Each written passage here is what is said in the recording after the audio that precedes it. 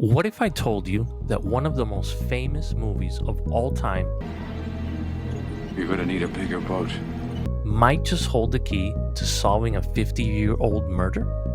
In 1974, as audiences screamed at the sight of a great white shark in Jaws, a real-life horror story was unfolding just down the coast. The brutalized body of a woman with her hands removed to hide her identity was discovered in the dunes. For decades, she was known only as the Lady of the Dunes. But a single, fleeting image in Jaws has led investigators to a shocking conclusion. Was she an extra in the film? A ghost in the machine of a Hollywood classic?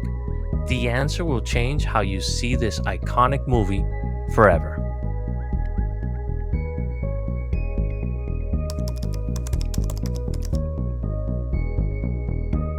Tourists were flocking to the charming little seaside towns in Cape Cod, and the beaches were buzzing with that summer energy.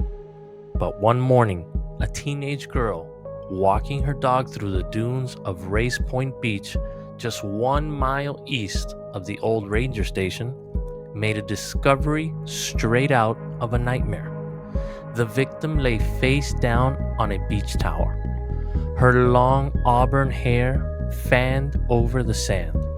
A pair of Wrangler jeans and a blue bandana were folded neatly beneath her head, as if someone had staged the scene. The autopsy found a single crushing blow to the left side of her skull. Death likely within seconds.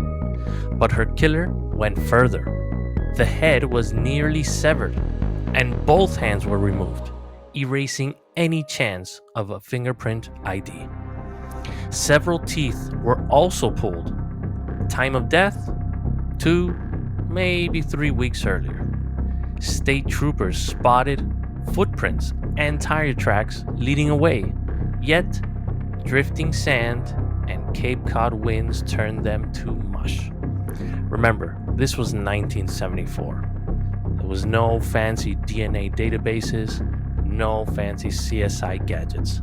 Detectives could only note her age, probably somewhere around 25 to 40 years old.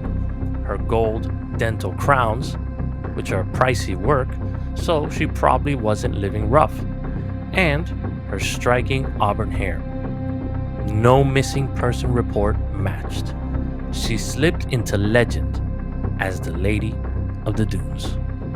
Over the next 4 decades, investigators threw everything at the case. Neighborhood canvases across New England, thousands of missing person files cross-checked, 3 separate exhumations, 1980, 2000, and 2013, for better autopsies and fresh DNA swabs. Lifelike clay reconstructions, then digital age progressions. Every lead dissolved. Her file in the national database NamUs sat as UP11840, gathering virtual dust. Yet the public fascination never faded. True crime magazines, late night radio, campfire retellings on the Cape. She was Massachusetts' oldest unidentified homicide victim. A ghost no one could name. And that might have been the end, if Hollywood hadn't accidentally photobombed the story.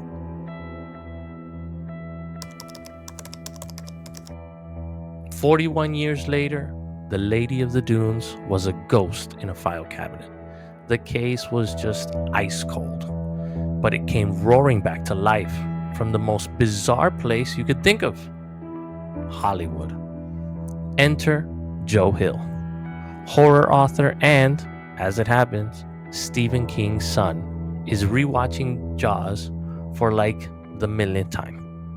He got to the iconic 4th of July scene where the whole town of Amity is nervously staring at the ocean. The camera pans across the beachgoers, and just for a second, a woman in the crowd caught his eye. She was wearing a blue bandana, and her profile looked eerily similar to the police sketches of the Lady of the Dunes. Hill said he half lunged out of his seat, prickling with goosebumps, if you know what I mean. The bandana, the jawline, the timing. The movie shot on Martha's Vineyard in summer of 74, just weeks before the body was found. Everything clicks. He blogs the theory. Did the Lady of the Dunes wander into Spielberg's frame? The internet loses its collective minds. The subreddit Unresolved Mysteries pours over HD screenshots. Amateur sleuths overlay the extra's face with the clay bust. Local papers pick it up. Then, national morning shows. For a hot minute, it feels like an Easter egg hidden inside a blockbuster might solve a murder. Even the Provincetown PD admits they chased the lead. They called Universal, combing cash sheets, but nothing solid emerged. No credit list, no survivor stepping forward. The buzz eventually cooled, but the spotlight stayed blazing on a 41-year-old file. Here's the twist. While we argued over a freeze frame, science quietly sprinted past us.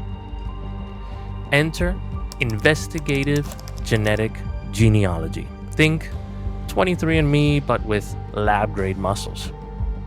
In 2022, the FBI shipped bone fragments to Othram, a cutting-edge lab in Texas. These samples had been soaked in embalming chemicals decades earlier. DNA poison. Several labs had failed. Othram's techs ran multiple extractions, fighting degraded, microbe-ridden fragments and using their most advanced technology.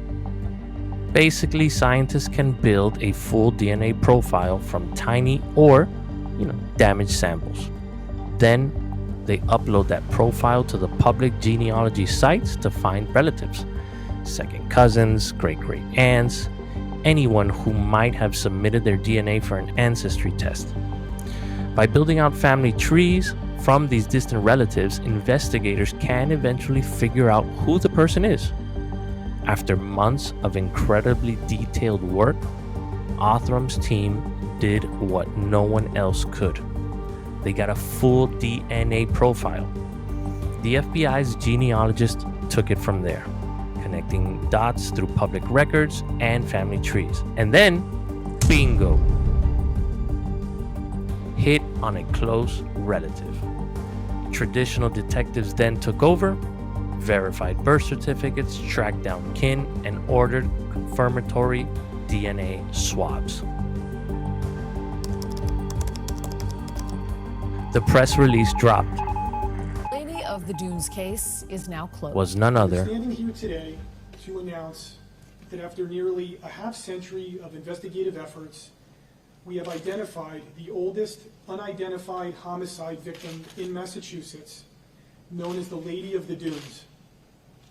She is Ruth Marie Terry. Born September 8th, 1936, in eastern Tennessee. She'd lived in snippets in Michigan, California, and eventually Massachusetts. She also had a son, who she had given up for adoption earlier on in her life. Investigators found out that just a few months before her death, Ruth had married a man named Guy Rockwell Moldaven, an antiques dealer. They had gone on a honeymoon that summer, stopping in Tennessee to see her family before driving up to none other than New England. It was the last time, sadly, her family would ever see her alive. Guy Moldaven came back from that trip alone and driving Ruth's car. When people asked where she was, he gave different stories. That she had passed away, or that they fought and she'd left him. Her family never heard from her again. Little did Ruth even know, Guy had a dark past. Back in 1960, he was the main suspect when his previous wife, and stepdaughter mysteriously vanished in Seattle.